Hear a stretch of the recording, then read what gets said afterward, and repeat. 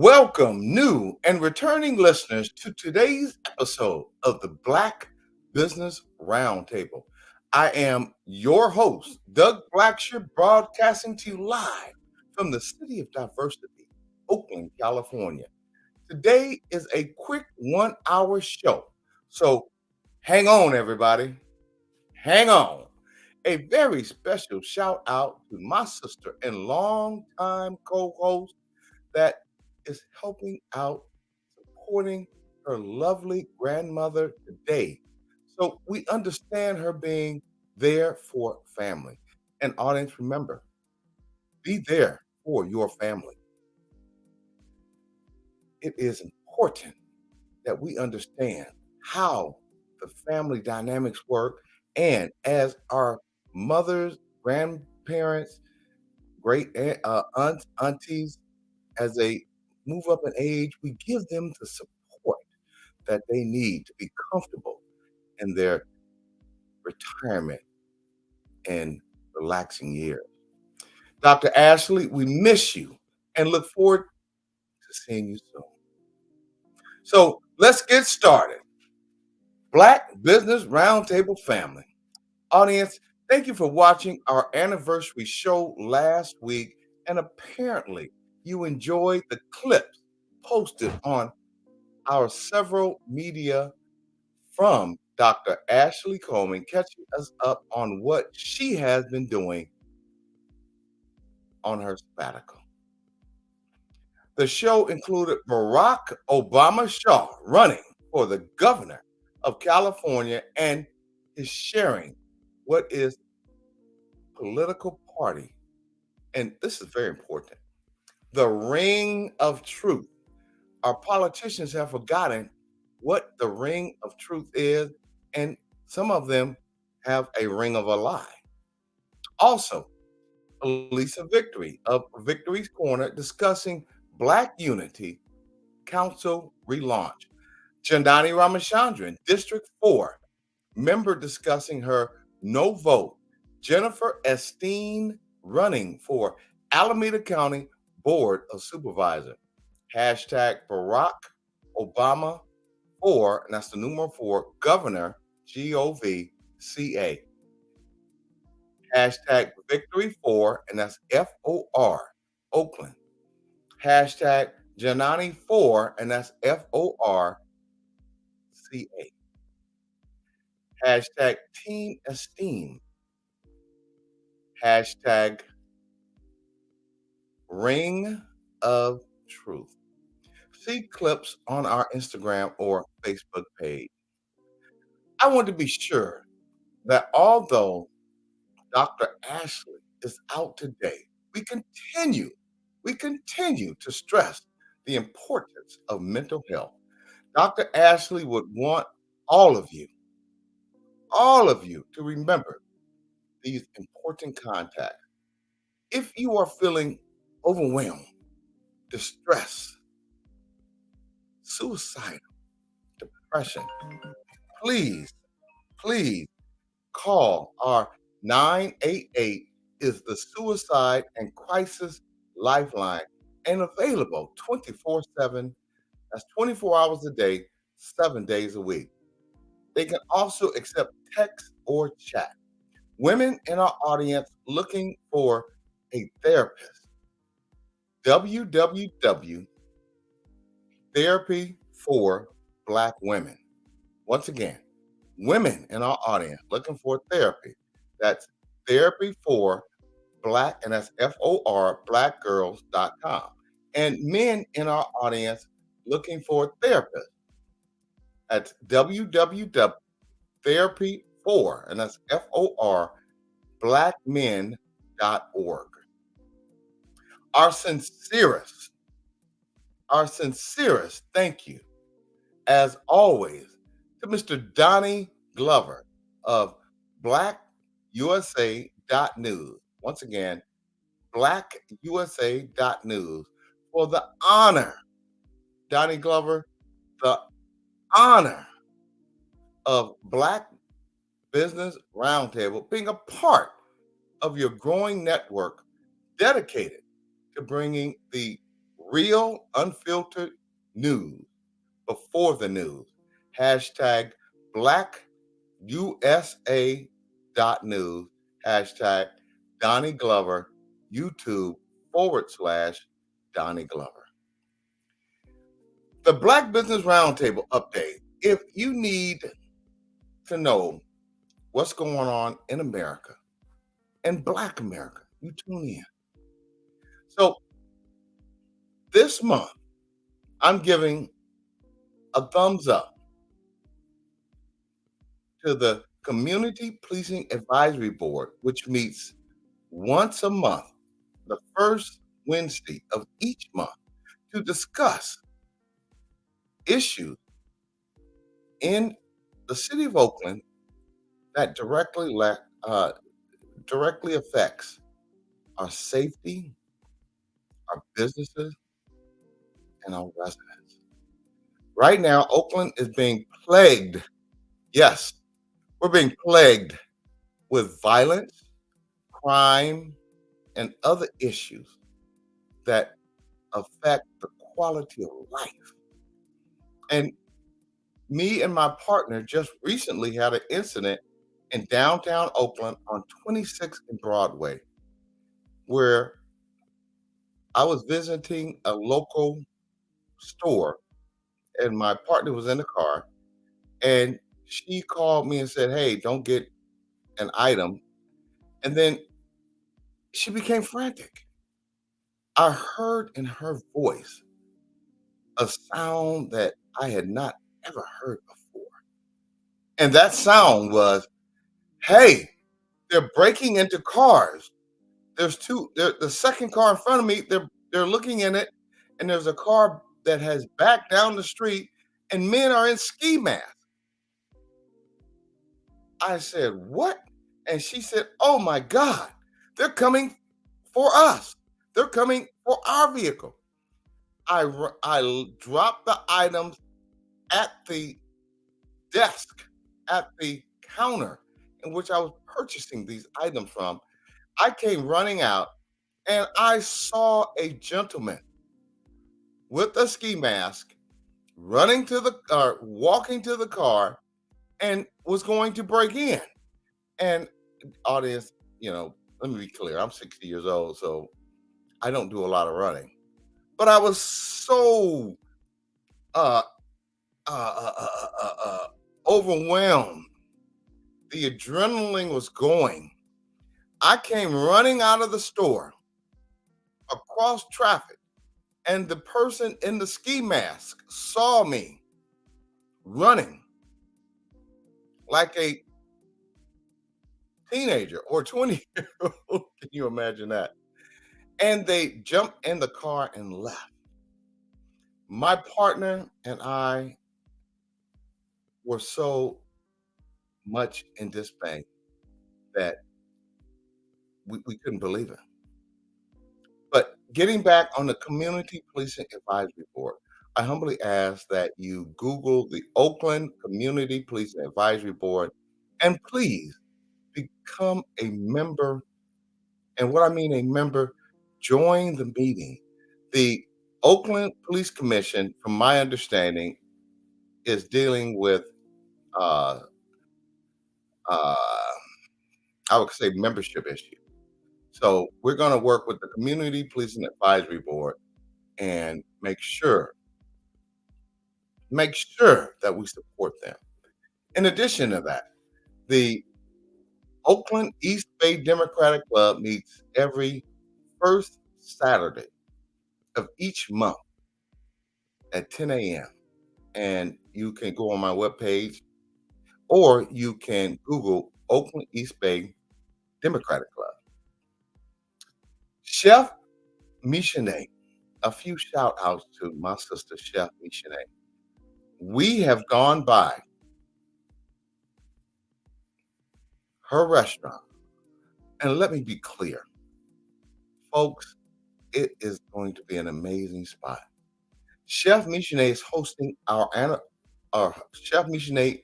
We want to thank you for hosting our anniversary at her soon to be open restaurant, Willows and Pine.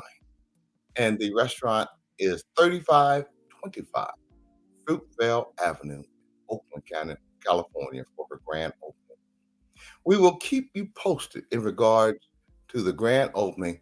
We want to have, we want to make sure that you come by and get some of the great food that has been keeping me healthy for the last year.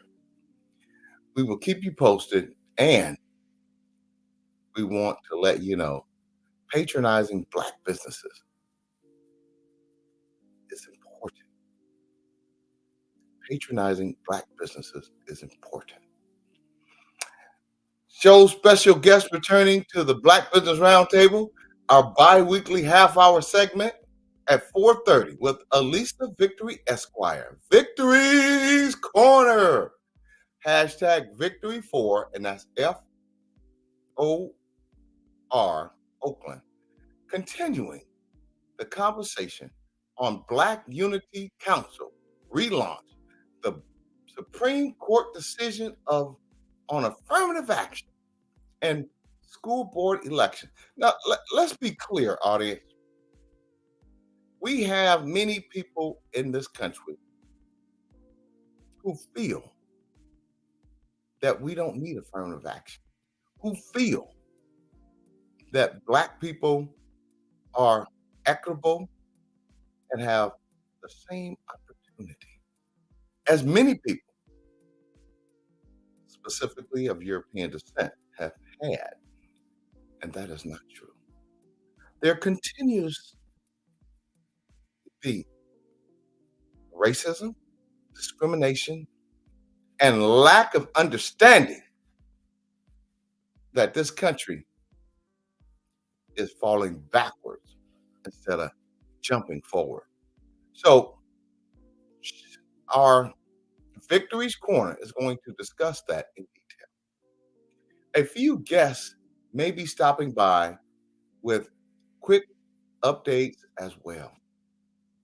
And stay tuned this summer for more of our Black Business Roundtable thumbs up and thumbs down, giving you the good and bad locally and nationally. Thumbs up and thumbs down. Brother Marcus Flowers of Georgia and Mission Democracy. Check out his Instagram at Miss MIS N capital N Democracy. Hashtag Miss in Democracy, and give him a follow. We need to make sure that we understand that democracy is under attack in this nation. And until we realize that and address that, we're going to have a bombardment of attacks on our democracy. Thumbs down, the 16 fake electors. And let's be clear, the 15 fake electors charged in the state of Michigan. Hashtag fake electors don't receive thumbs down in hashtag the town. Do better. Do better. You are welcome. You're welcome to come and talk with us about it and make it right. Hashtag BBRT Naughty List. Hashtag BBRT Naughty List 2023. Audience, I want to be clear here today. I have been feeling under the weather for the last 2 to 4 weeks. I have visited my doctor who has prescribed one serious thing that I'm taking serious. Take care of yourself. Take time out for yourself. Work on yourself. Get out of the frying pan and smell the roses. Learn to and learn that if you're not healthy, how can you help others? So, to that end,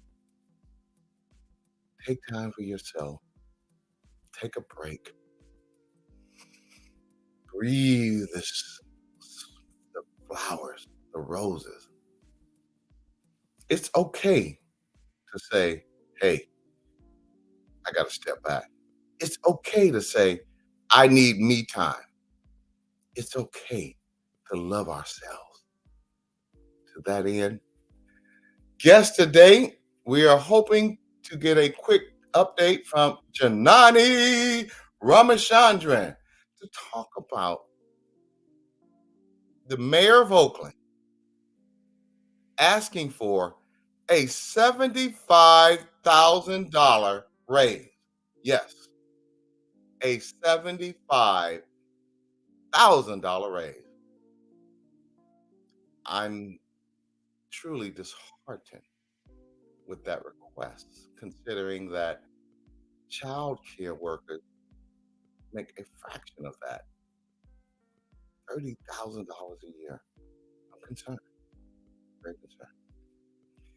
Next guest, Allyssa Victory of Victory's Corner. Instagram at Victory's Corner 4, and that's FOR Oakland. Hashtag Victory for Oakland. Next guest, hoping that we will get him today. I had a conversation with him today. He's coaching a football team in Oakland, California. And this is why this man has demonstrated time and time again his commitment to his family, his neighborhood, his community, to the city of Oakland, County of Alameda, state of California, and to the United States of America. Ray Bobbitt has demonstrated that he wants America to grow, and especially Black America. Ray Bobbitt of the African American Sports and Entertainment Group, working to be the first Black owned NFL team in not just America, in the world. In the world. Ray Bobbitt, you have our support here on the Black Business Roundtable, on blackusa.news/Donnie Glover. And I'm sure Donnie Glover and all of Black America, we support your endeavors. It is time that Black Americans start ascertaining businesses that will hire people who look like me and Dr. Ashley. We look forward to supporting the African American Sports and Entertainment Group owning the first NFL team in not just the nation, but the world. So let's also remember, check in to their website. Let them know that you support them. Drop an email of support. We need to own our own businesses. We need to hold accountable those white businesses who will take our money but demonstrate racist, vile behavior to people of color, specifically African American. So let's keep in mind, when you go out and spend your dollars in America, who are you spending those dollars with? And what are they doing with those dollars? Please remember, please remember, are you fueling the fight for racism or against racism.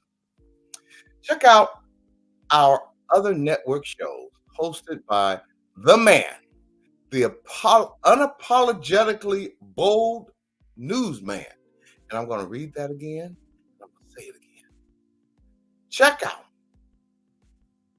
our other network shows hosted by the man, the unapologetically bold newsman, Mr. Donnie Glover of BlackUSA.News Morning Show.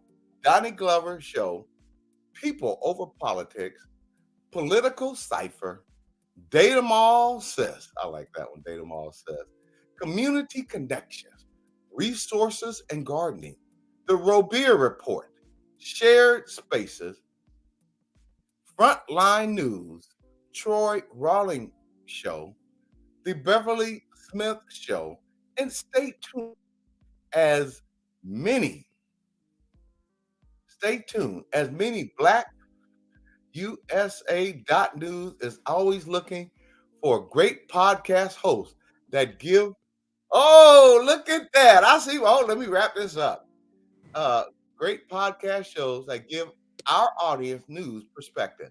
Audience, she has taken time out of her extremely busy day as she, Honorable, the Janani Ramachandran, voted against a $75,000 raise for the mayor of Oakland.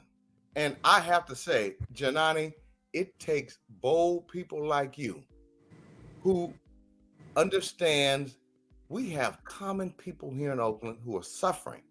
But I'm going to stop there because I know your time is short.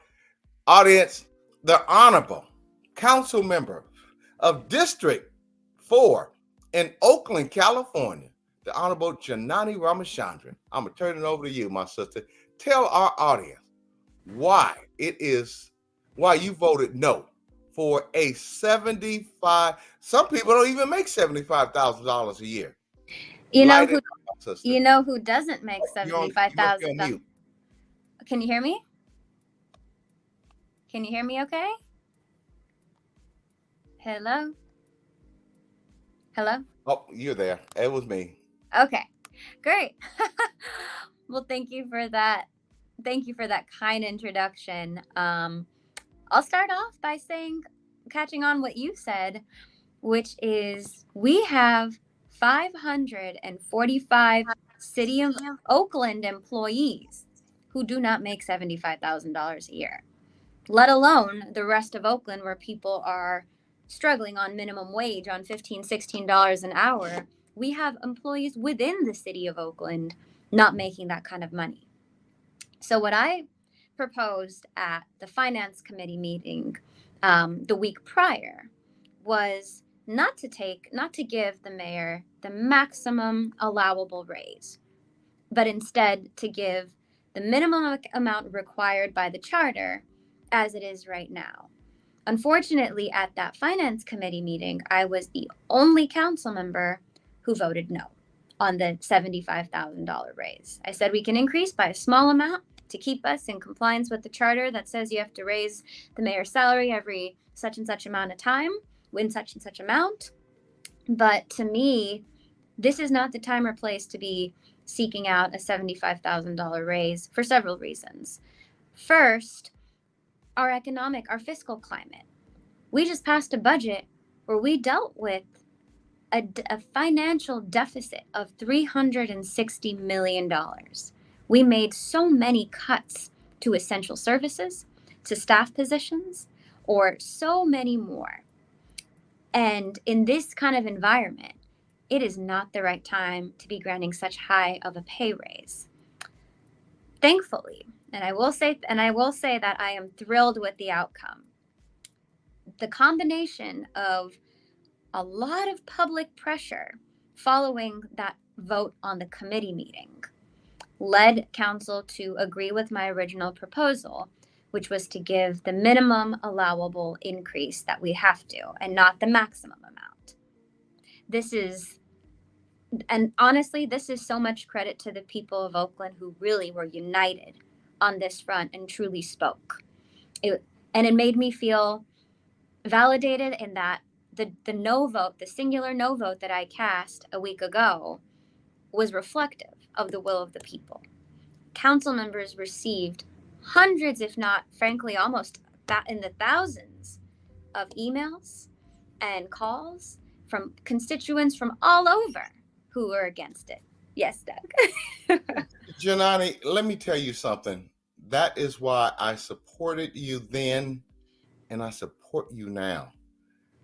Our politicians, some of them, in this situation, we have child care workers who make less than half of that. Mm-hmm. And you want a $75,000 a year raise. I supported Shane. I endorse Shane, but I do not support a $75,000 a year raise, and this city is in turmoil. So I wanted to put that on the record. Please continue, ma'am. Thank you. Thank you. So ultimately, we were able to pass what I had hoped for, and the mayor agreed with that and made a statement that day. And now the bigger issue is revising the charter.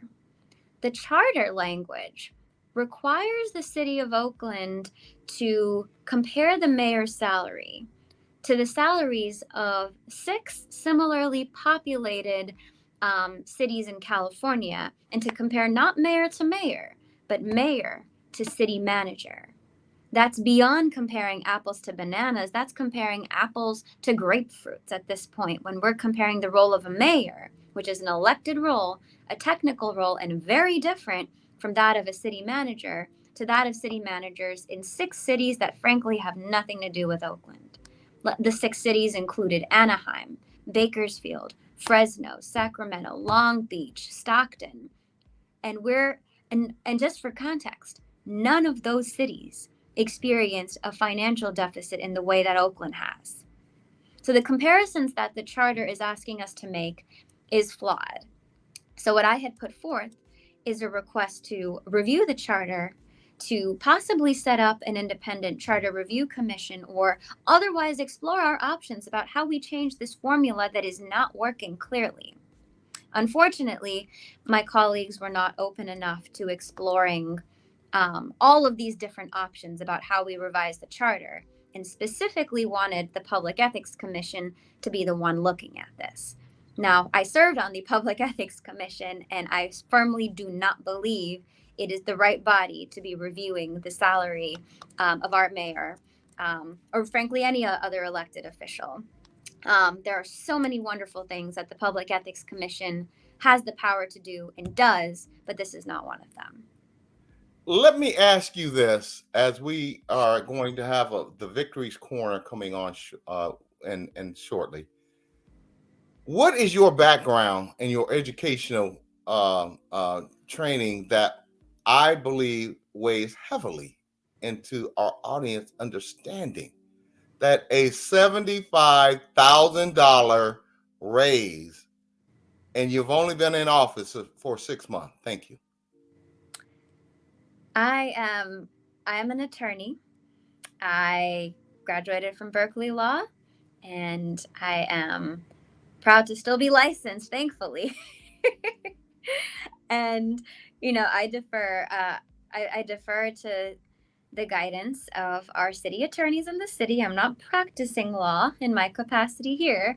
However, my understanding of the law certainly guides many of my decisions. So when we're asked, who fault, have you read the charter language? When I'm told mistruths and lies, that saying, oh, this salary increase was required, or when there's things that are thrown at me that are not factually true, just know that I do the research to determine whether or not it is true.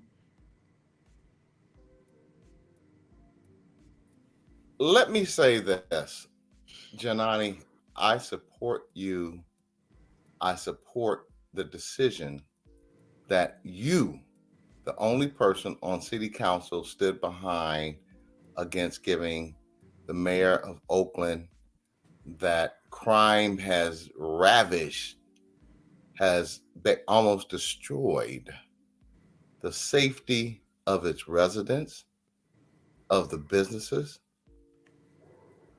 in the city. And I commend you so much for standing powerfully in your position and saying, this is not right. We have many, many issues in Oakland. And the mayor of Oakland getting a $75,000 raise is not something that should be on the board at this time. So you keep up the good work. Thank you. You and our Victory's Corner, she's not on yet, but can you briefly tell us some of the great things that you're doing in your district that is playing in the broader scheme for the city of Oakland? Thank you. I actually have to run now. Oh, okay, okay. I apologize, but I just want to say thank you. And, I just want to end by saying there's positivity on the horizon because, yes, I was the lone no vote the first time it came up to in front of us on the committee.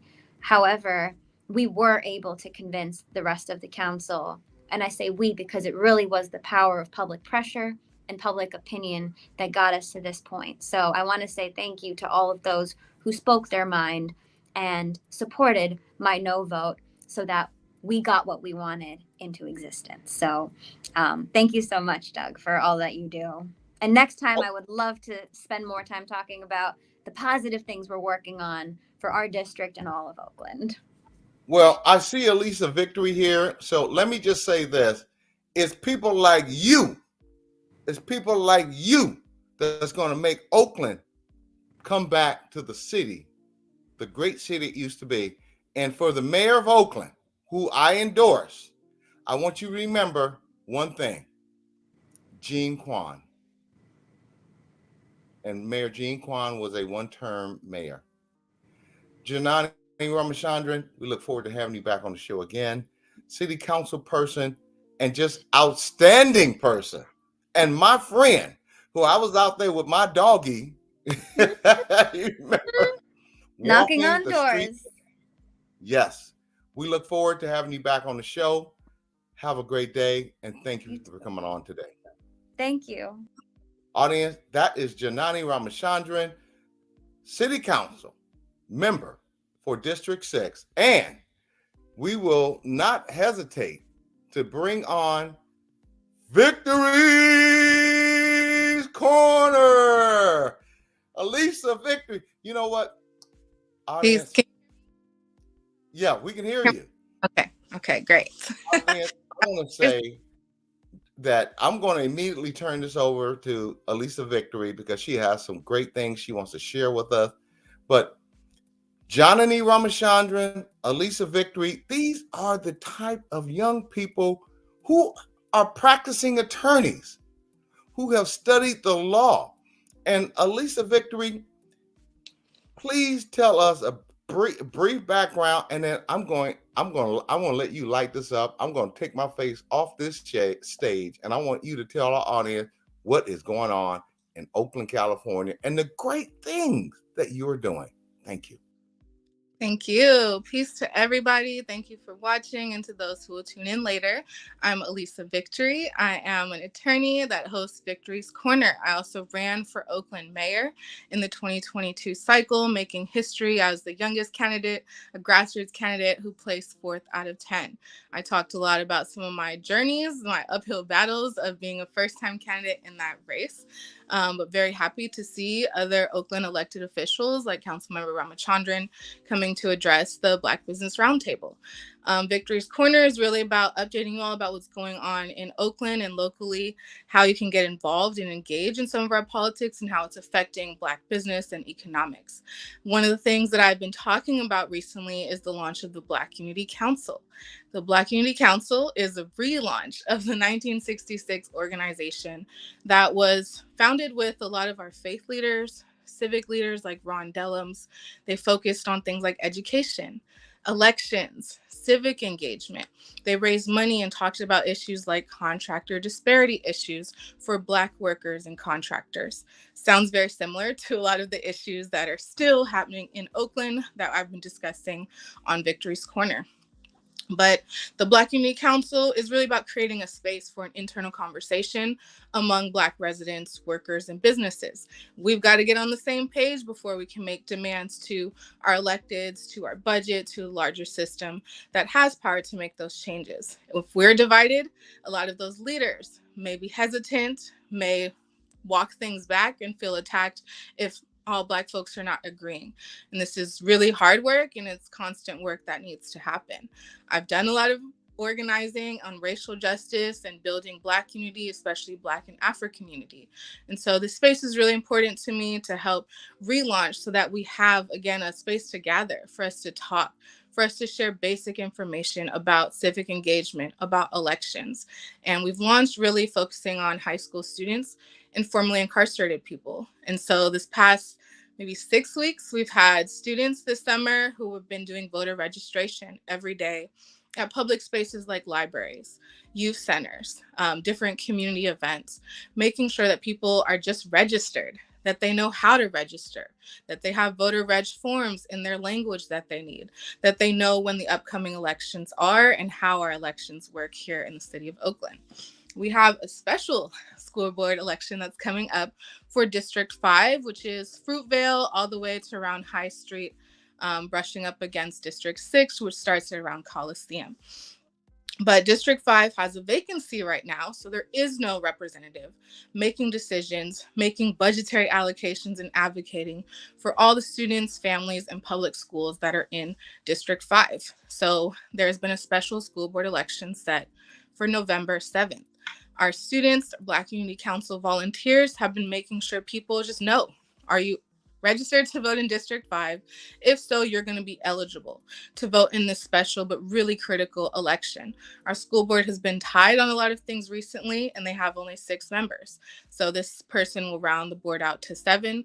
That can help make a lot more decisions and push things forward. There's a lot of issues going on with education across the country. I mentioned the last time that we saw the decision come down around affirmative action, striking it down at the Supreme Court level. That's a tax on access to education for people who have been historically disadvantaged, including Black Americans. I see you got some comments to say. Go ahead, Doug. I have one quick comment because the candidate who the election was stolen from. Can you briefly talk about Mr. Mike Hutchinson, who I have known for over a decade and who is a staunch advocate for people of color having access to education opportunities? Thank you. Thank you for the question. So Mike Hutchinson is a name you may have heard. He ran for school board several times on a strong platform of really centering students, of being a public servant that is accountable to the people who elect him. He is a Black Oaklander who was born and raised in the city, whose mother is an educator and has done a lot of education advocacy work in her own career. And so Mike was elected back in 2020. Actually to District 4, to the District 5 seat. But Oakland went through something called redistricting. So they changed the boundaries of the 7 city districts. And in that process, his boundary got changed and he got moved into District 4. And so he was already elected. He had basically a choice to continue to serve out the rest of his 2-year term in the District 5 seat, but then be considered ineligible to run for the seat again because he now lives in District 4. Instead, there was a District 4 school board election in November 2022, last year. Mike decided to run for that seat to start a full new term in the district where he now lives based on the redistricting lines. It was a contested race, highly contested. It was him running against a sister named Picolia Manigo, and oh my gosh, I'm blanking on the third candidate's name, Nick. I know their name was Nick. I'll have to come back to you on the last name. But there are 3 candidates. There was a lot of debates. There was a lot of discussion. There were a lot of endorsements and money going all different ways. There was some ranked choice messaging and strategy, because again, this was a ranked choice election where all voters had a chance to put 5 choices, even though this specific particular school board election only had 3 candidates. When the votes were counted, it was declared that Nick was the winner, that Mike was the first person cut, then Picolia, and then that left Nick to be the winner. However, the registrar did some recalculations and found its own error, admitted its error, made it public, contacted the candidates, let them know that actually Mike had won, that he should not have been the first cut, Picolia should have been the first cut, and it actually transferred enough votes for Mike to win by around 40 votes. So every vote matters. It is very critical, especially when it comes down to really small percentage points and differences. Those differences can change rankings, can change the entire outcome of elections. There was some litigation and some other debates in ensuring that there were no further clerical errors in the ballot counting, and Mike was declared the winner of the District 4 school board election. He was inaugurated at the beginning of this year, and he was actually elected to be president of the school board. And so that then left the vacancy in the District 5 seat that he just left. So he is still on the school board, now representing District 4 instead of 5. District 5 needs a representative now. And that's why a school board election has been called for November 7th, so that voters don't have to wait 2 more years without having a representative on the school board. Well, let's be clear here, audience. We have not just in Oakland, California, in the county of Alameda, in the state of California, all across the United States, how important it is to be involved in school board elections, Oakland City Council elections, mayor elections, Alameda County Board of Supervisor elections, which I'm going to give her a plug. Jennifer Esteen, I am her team, and other local elections across city, county, and state. Thank you. Thank you very much, Allyssa. Thank you. So yes, 2024 is going to be jam-packed with elections at every level, including the presidential election. There's going to be a lot of candidates campaigning to you, asking you for money, asking you to volunteer, a lot of forums. So really start to think about now. Start to look at candidates who are launching now, who are putting out a clear message of who they are and inviting you to get to know them, to join their campaigns. There's going to be a lot of contested elections, and excitingly, a lot of these elections are seeing more Black women, more grassroots candidates, working class candidates that are coming into the fold. People who are not, from political families or from political party leadership. People who are working class and everyday residents are inspired to run, are inspired to take leadership and at least jump in the race and be a part of the conversation during the candidacy. And so it's going to be a lot. There's going to be a lot more that I'm going to be bringing to you all. Right now, I'm just trying to remind you there's a special school board election, and that is only for District 5 in Oakland for the school board seat. It will be ranked choice. Right now, I'm only aware of one candidate, but the filing period has not yet closed. The Black Unity Council is again continuing to do our voter registration and empowerment, especially of young voters and of formerly incarcerated voters. Alameda County is now committing to implement Oakland Youth Vote by the 2024 cycle.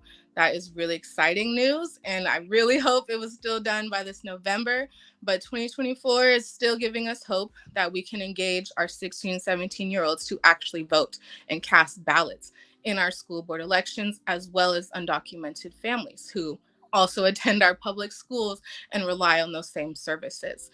The Black Unity Council is going to be tabling this Saturday, 11 a.m. at Youth Uprising, which is on 87th and MacArthur, right next to the Castlemont campus in Oakland. It's going to be a huge Black community market that's put on by the Home Place Collective. So there's going to be youth performing, there's going to be vendors, there's going to be food, and there's also going to be a back to school giveaway hosted by a lot of different organizations and leaders. So please bring your families, bring your kids, come and get some of the free giveaways. Come and support some of the vendors at the marketplace, support the youth who are performing. And if you are not registered to vote, stop by our table, get some information, or at least pick up a voter form to share with somebody else. I also encourage you all to get involved in some of the public safety discussions. There's going to be one at Montclair Presbyterian Church next Thursday, the 27th, and it is in person only. It's going to feature different criminal justice leaders, including police department staff and our district attorney, Pamela Price. And so it's important that people actually see their electeds, see the people that are serving them in their cities, in their counties, that they attend these forums, not just talk to folks online. A lot of those folks don't even live here and are just trying to create a certain narrative. The best source of information is direct. And so go and talk to people yourself, ask them, read their policies, read their records for yourself. And Black Unity Council is trying to, again, help people get that information, help people know who is their elected, who is my city council person, right? Who is my school board person? What district do I even live in? We have basic information at our table, helping people just find their city council district, helping them find their supervisory district. And that's going to be critical to any candidate or campaign that is trying to engage our folks, that we still have to meet them where they're at. Some of these are first-time voters. Some of these have been disenfranchised voters. Some of these folks have been told that they don't have anything to vote for and nothing will ever change. And so there is a lot of work to do to just get people to want to take that step, to want to go to the ballot box in November, to want to register and even receive their ballot. So there's a lot of kind of pessimism around what our leadership is doing and how much they can change. And so part of it definitely has to be about us building as a community ourselves, putting out work ourselves and making each other stronger together, putting out a strong vision of what we need from our electeds, but also talking to our electeds and holding them accountable, knowing who they are. If you don't like what they're doing, right, vote them out, but you got to be registered to do that. You've got to know your voting rights and your civic rights to be able to do that properly. There's going to be, again, a lot of issues that are coming up. We still want to center people who are coming into this political process for the very first time. Well, let's be clear here, audience. Allyssa Victory over the last year has enlightened us on many, many, many important issues that concerns public safety, that concern community safety, that concern increasing opportunities in the city that we live in the communities that we live in, in the neighborhoods that we live in. And since we're only doing an hour show, we know how important it is and how precious it is to have the voting rights. Can you briefly educate our audience on returning residents having their opportunity, their right to vote, and that changes elections? Can you educate our audience briefly? Thank you. Yes. So in 2020, California voters passed a statewide measure that restored the right to vote for people who were on parole. There was thousands of folks, estimated around 10,000, that were still, on surveillance, basically, who had been released, but still had some type of supervision, and they were not eligible to even register to vote. People in jails who are just being held in jails, they're allowed to register inside the jails. The public defenders and other nonprofits do a lot of work to make sure they can actually register and get their ballots and know when elections are happening. People who were on probation were able to vote, but this now allowed parolees the right to vote. People who were convicted of felonies, people considered ex-felons. And so a lot of folks wear that as a title. And I see when they come to our table, they say, I can't vote. And I'll ask them why. They say, I'm ex-felon. And I said, well, you can vote, right? As long as you're out of prison, you are able to vote. And a lot of folks are so ecstatic, right? Some of these people are coming out of prison after 10, 20, 30 years. Some of these folks went in when they were youth, before they were even eligible to vote in terms of voting age. That, again, they've never voted or had that rights or that ability. They've never been taught or seen what a ballot looks like, right? They've never been to a candidate forum or a debate. And so restoring the right to vote was a critical move that the entire state took. So it's not just Oakland, not just Alameda County, but every person in California. It does not matter if you are formally incarcerated for misdemeanor, felony, as long as you are formally incarcerated, right? You've been released. Doesn't matter if you're still serving any type of supervision, you are eligible to register to vote. In other states, it is a crime for people who are ex-felons to register to vote. So again, it just recriminalizes people who are trying to engage in their own society, in their own democracy, and make decisions about housing, criminal justice, healthcare, all the things that people who are returning from incarceration really need and rely on. And even our youth, a lot of our youth get blamed for crime and other things that are happening.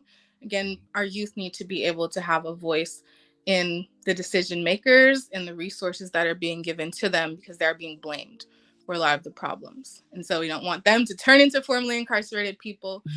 Helping people register to vote, especially at a young age, makes them lifelong voters. Again, helps them be involved and understand their city governments, their whole political structures around them, and can make them lifelong engaged in what is happening.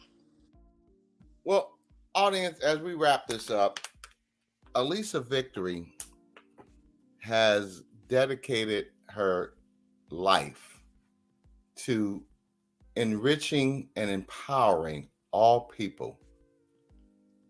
All power to the people, right?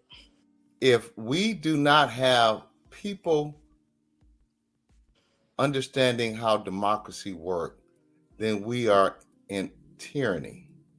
We have a society that is run by the wealthy and people who have no concern of all people. Allyssa Victory, let me be clear here as I say this. We are honored on the Black Business Roundtable on blackusa.news/Doni Glover network of shows to have you educating. And let's be clear, people, when you talk to formerly incarcerated individual, refer to this show and Allyssa Victory's Corner, because if we had more elected officials like Allyssa Victory, we would have a democracy that is reflective of all people. Allyssa, you have our support. You know you got my support, but you Yeah. have our support. And as Johnny said so eloquently, when the mayor asked for a $75,000 a year raise, we have healthcare workers who make less than half of that. And Teachers, other excuse me, essential workers, absolutely. so your input today has been invaluable. And we thank you for coming on the show today. We look forward to seeing you in the next couple of weeks. Audience, Allyssa Victory of Victory's Corner. Thank you all for Allyssa, watching. Thank you so much for having me. Again, come out and check out our event this Saturday, 11, criminal justice event next Thursday. Also, stay tuned because we will be having an event with formerly incarcerated folks at Reentry Housing on voter registration and education in Oakland. audience, your vote is your power. We may not be able to change things on a national level, but we can improve the quality of life in our community, and following and listening and having leaders like Allyssa Victory out there with the flag of democracy and people power first. We love Yes. you, Lisa. Thank you, and continue your great work. We see you in a couple weeks. Thank you so much. Have a great night, y'all. Audience, as we move forward today, understanding how the system works, I want you to remember, vote, vote, vote, and check your city, county, state rules and regulations on returning residents having the privilege and the opportunity to vote. To that end, check out our other network shows hosted by the man, the unapologetically bold newsman, Mr. Donnie Glover of BlackUSA.News Morning Show. The Donnie Glover Show. People over politics. Political cipher. Date 'em all, sis. And I'm going to read that again. Date 'em all, sis. Community connection, resources and gardening, the Robert Report, shared spaces, frontline news, Troy Rawlings Show, the Beverly Smith Show, and stay tuned as Black USA News is always looking for great podcast hosts that give audience and give our audience news perspective.